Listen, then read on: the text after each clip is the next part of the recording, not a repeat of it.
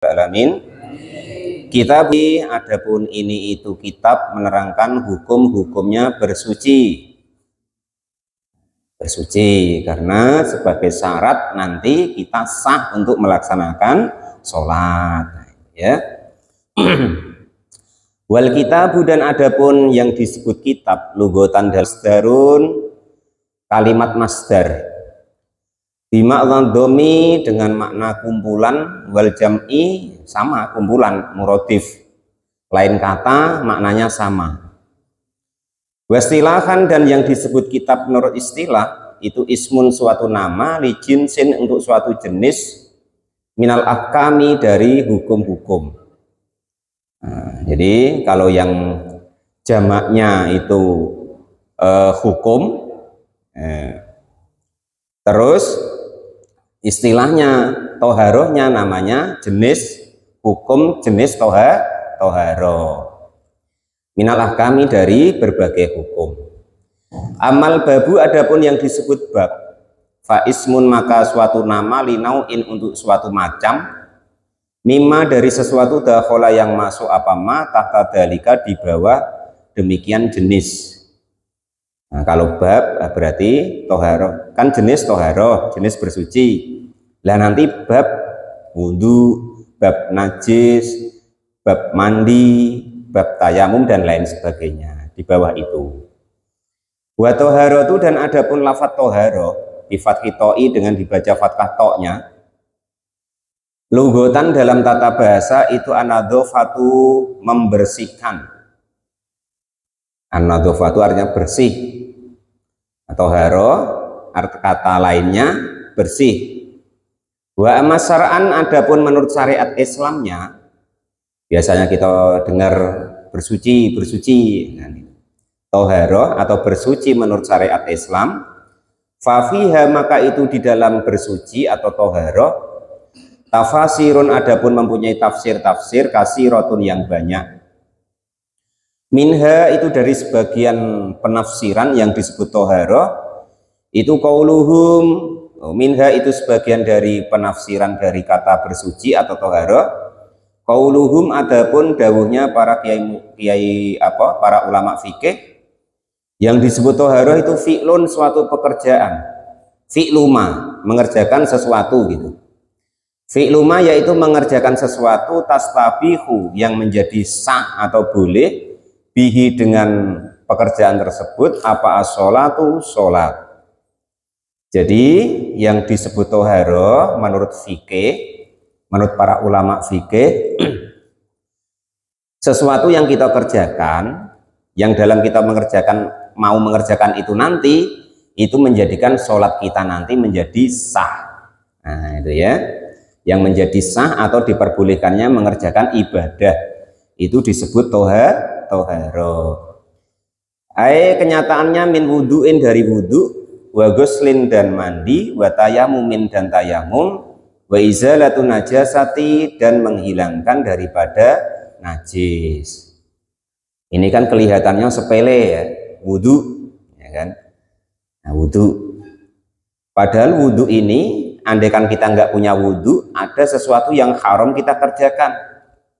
Masih ingat kemarin Pak Janis, yang haram bagi orang yang tidak punya wudhu ada 3. Yang pertama sholat atau tawaf, yang kedua tawaf, yang ketiga megang atau nyentuh mushaf atau Al-Quran.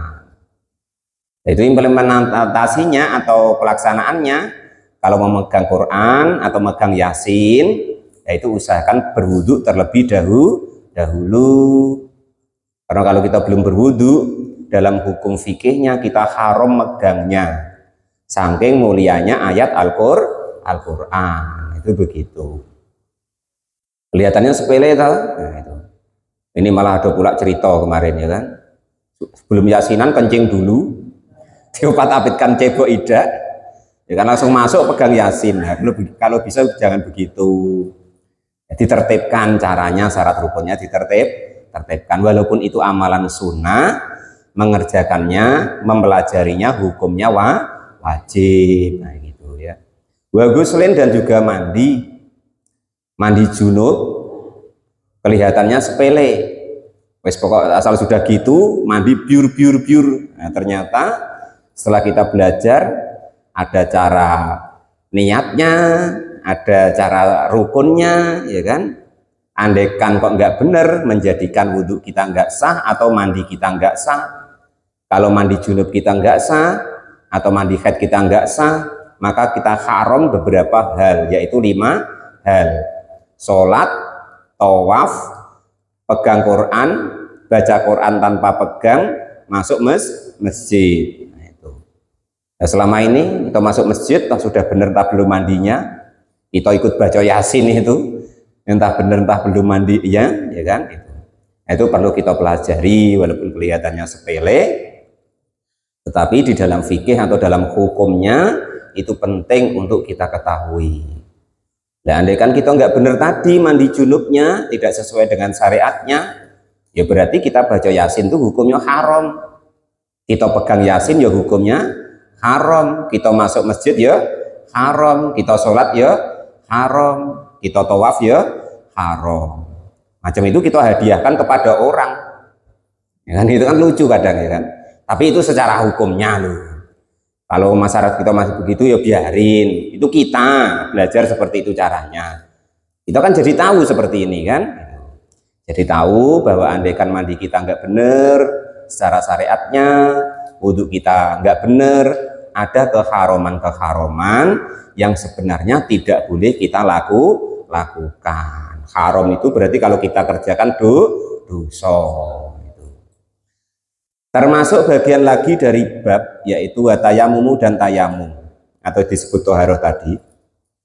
Wa izalatun najasati, dan menghilangkan najis. Cara-cara menghilangkan najis dari mulai istinja, dari mulai najis yang biasa, najis yang sedang, najis yang munggolada atau berat. Caranya bagaimana? Nah, supaya kita tahu. Kalau kita tidak tahu, berarti cara kita bersuci dari najis belum sah. Kalau cara kita bersuci dari najis belum sah, ya berarti nanti karena syarat untuk mengerjakan sholat belum terpenuhi, ya berarti sholat kita tidak sah. Nah, itu. Jadi rumusnya gampang. Sholatnya sah apa enggak, Pak? Kalau macam ini, tengok syaratnya benar apa enggak, rukunnya benar apa tidak. Kalau syaratnya benar, rukunnya benar, ya berarti sholatnya sah. Begitupun amal-amal yang lainnya. Kan yang penting saya ikhlas, Pak. Ikhlas itu setelah syariatnya benar, ya. Kalau syariatnya nggak benar, ya bahaya. Amat tuharotu. Adapun kata-kata tuharoh pakai toknya dibaca domah, bidomi dengan dibaca domah toknya. Fa ismun, maka suatu nama libaqiyatil ma'i, untuk nama-nama air. Wala makana, dan sekiranya ada apa alma'u, air itu alatun, sebagai alat litoharoti, untuk bersuci. Umumnya kita bersuci ya memakai air. Maka air yang bagaimana sih yang diperbolehkan dalam syariat atau dalam fikihnya, yang bisa untuk mensucikan najis ataupun hadas. Terus perlu diingat, bersuci itu cuma dari 2 hal. Yang pertama bersuci dari najis, yang kedua bersuci dari hadas. Nah, keduanya ini itu tidak ada hubungannya. Dia sesuatu yang lain. Najis pembahasannya tersendiri, hadas pembahasannya tersendiri. Najis itu ibarat kotoran yang nampak. Hadas itu yang ada di dalam diri kita. Artinya yang perlu disucikan pada diri kita tetapi tidak nampak. Kalau najis tadi bisa jadi dari sesuatu yang lain, bisa jadi dari diri kita, tetapi benda itu nampak.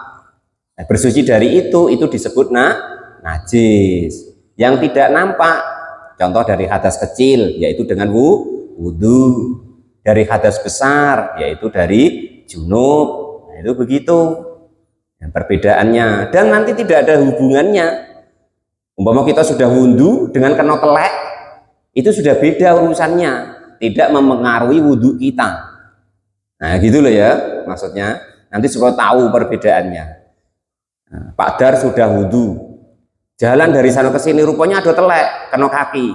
Lah itu berarti tidak berpengaruh dengan hadas, tidak berpengaruh dengan wudhu. Telek ya urusannya najis, cara mensucikannya bagaimana, lah itu caranya begitu nanti. Tapi wudhunya tidak batal.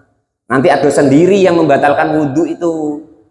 Nah ya, bukan telek tapi intinya, bukan urusan najis. Nah itu masalahnya tuh begitu ya. Kalau selama ini kan kita tidak tahu, pokoknya kena telek, pokoknya, wah batal wudhumu, kan gitu. Padahal ada kriteria tersendiri. Nah nanti yang menjadikan wudhu kita itu menjadi batal. Najis ya urusannya najis. Nah itu begitu maksudnya ya. Nah dikarenakan air itu sebagai modal utama atau ibaratnya bahan utama untuk mensucikan najis, maka dibahas pertama kali di dalam masalah fikih yaitu tentang bersuci atau toharo. Maka istatroda, maka meneruskan siapa al-musonefu kiai musonef di anwa ilmiyahi untuk menerangkan macam-macamnya air. Fakola, maka lalu berkata siapa kiai musonef, al-miyahu adapun air, allati yaitu air, yajizu yang diperkenankan, ayasifu artinya sah, apa atathiru bersuci biha dengan air tersebut, itu sabu umiyahin ada 7 macam air. Jadi air di dunia ini yang boleh untuk bersuci itu cuma 7 macam ini. Yang pertama itu ma'usamai, air langit, air hujan. Air an-nazili artinya yang turun, minha dari langit. Wahwa adapun air langit itu al-mataru hujan. Air hujan berarti sah, boleh untuk bersuci. Wa ma'ul bahri dan juga air laut. Ayil milhi artinya air yang asin. Kata Nabi, laut itu halal ikannya dan juga suci airnya walaupun asin begitu ya. Wa ma'un nahari dan juga air yang tawar, maksudnya air bendungan atau waduk atau payo-payo. Air khalwi artinya air yang tawar. Wa ma'ul bi'ri dan air sumur, air yang dibuat oleh manusia dengan cara mengeduk tanah. Wa ma'ul aini dan air sumberan, air dari mata air pegunungan. Kan ada kalau yang hidupnya di gunung itu ada keluar air sendiri dari batu, dari celah. Nah, itu. Wa ma'u salji dan air salju. Nah, salju, es. Wa ma'ul barodi dan juga air embun. Bisa Pak air embun itu untuk bersuci? Bisa. Dalam fikihnya dibolehkan. Nyari air tidak ketemu, nggak ada, musim kemarau, nak ke sungai jauh, waktu sholat sudah habis, ya, maka itu pakai air embun wudhunya kalau ada. Wa ijma'u dan kumpul, atau bisa disingkat hadis sab'atu inilah 7, kaulika kepada ucapanmu yaitu ma air nazala yang turun minas sama'i dari langit, au naba'a atau keluar nyumber minar ardi dari bumi.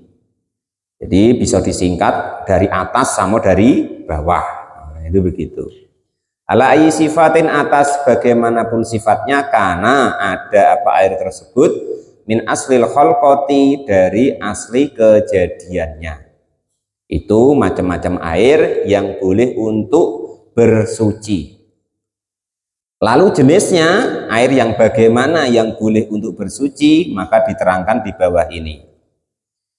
Sumal miyahu, lalu adapun air itu tangkosimu terbagi apa air arba'ata aksamin kepada 4 bagian. Ahadua adapun yang pertama itu tohirun, air yang suci, fi nafsi di dalam dirinya sendiri, mutohirun juga bisa mensucikan ligorihi kepada selain air tersebut. Yang dibolehkan mensucinya atau bisa mensucikannya tadi goiro makruhin, yang tidak dimakruhkan apa istiqmaluhu penggunaannya. Air suci mensucikan, tidak makruh dipakai.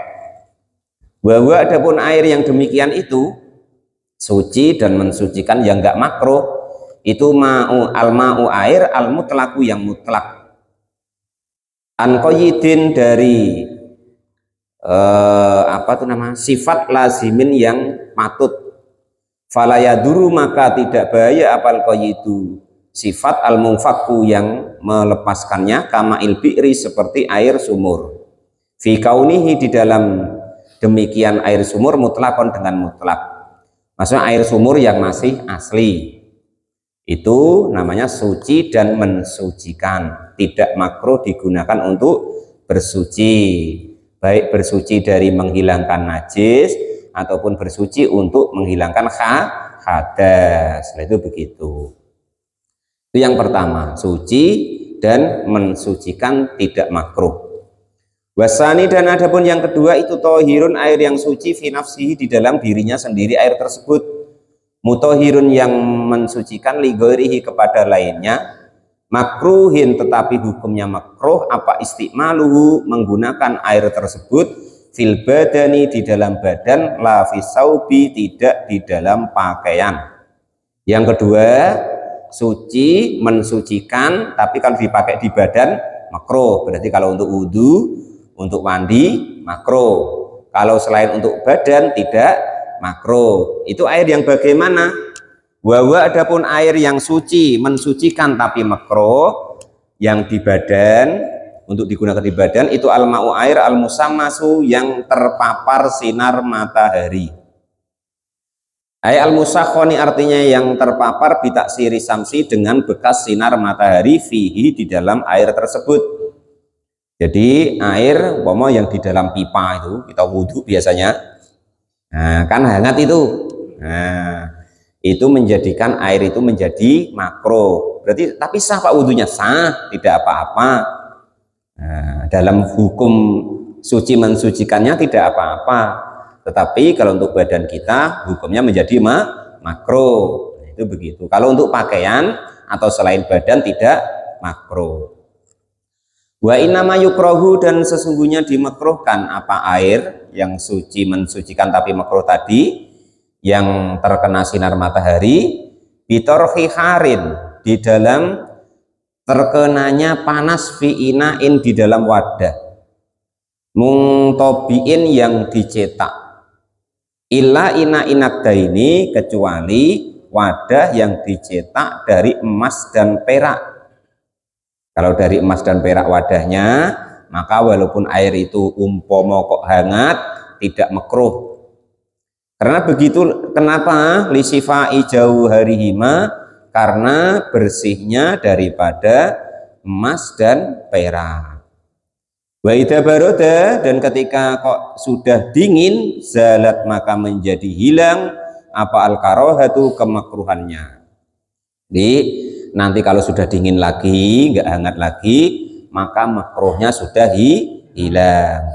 Waktaro dan memilih siapa An-Nawawi, Imam An-Nawawi memilih adamal karohati tidak adanya kemakruhan mutlakon dengan mutlak. Kalau menurut Imam Nawawi hangat nggak hangat, nah, itu kena sinar matahari ataupun tidak, terus wadahnya itu dari emas perak ataupun tidak. Kalau menurut beliau tidak makruh. Wong arep wudhu kok repot, nah gitu loh ya. Wong mau menghilangkan hadas kok repot lah, itu maksudnya begitu. Wong orang tuh mau sudah alhamdulillah. Kok dikasih peraturan yang sulit-sulit maksudnya gitu ya itu. Wa yukrahu dan dimakruhkan aidon dengan lagi apa sadi dusuhu nati. Sangatnya panas wal burudati dan sangatnya dingin.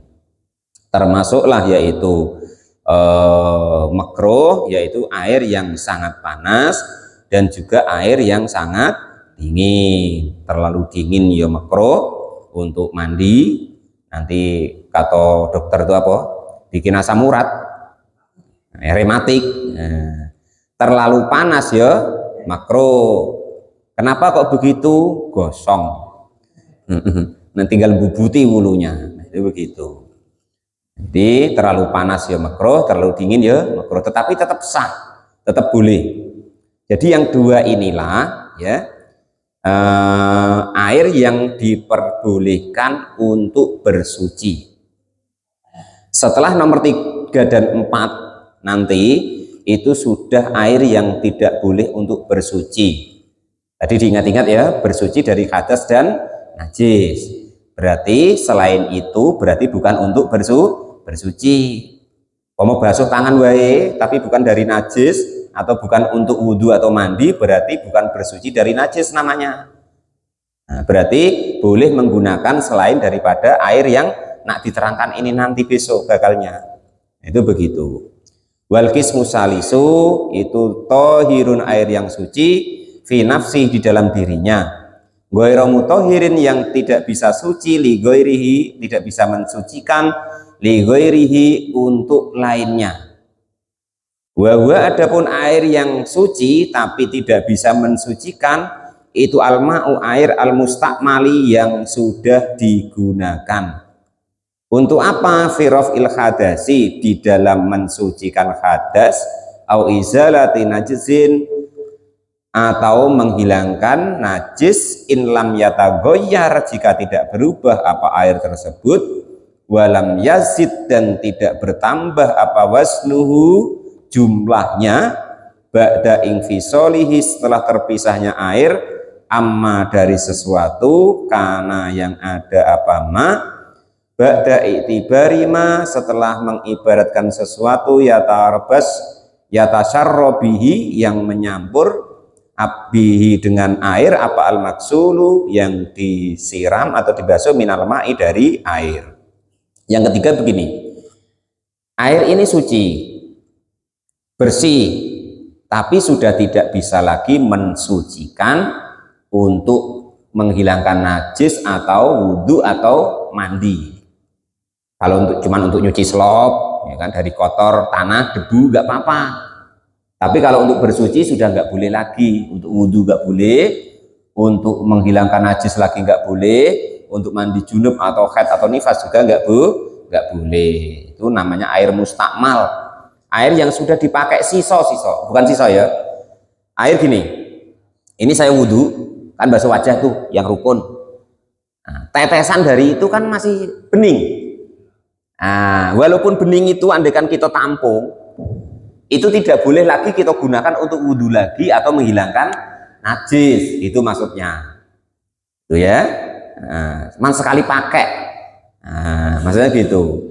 Kalau untuk menghilangkan hadas lagi, artinya untuk wudhu atau mandi lagi, nggak boleh.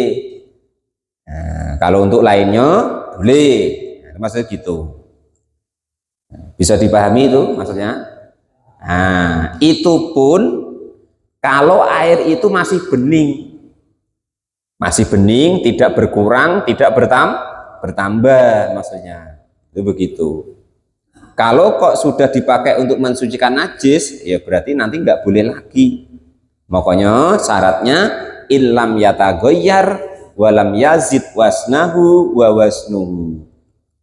Tadi dikatakan istiqmal, atau namanya sudah digunakan. Istiqmal itu namanya digunakan, sudah kepakai gitu loh. Air yang sudah kepakai untuk wudhu ataupun mandi yang wajib.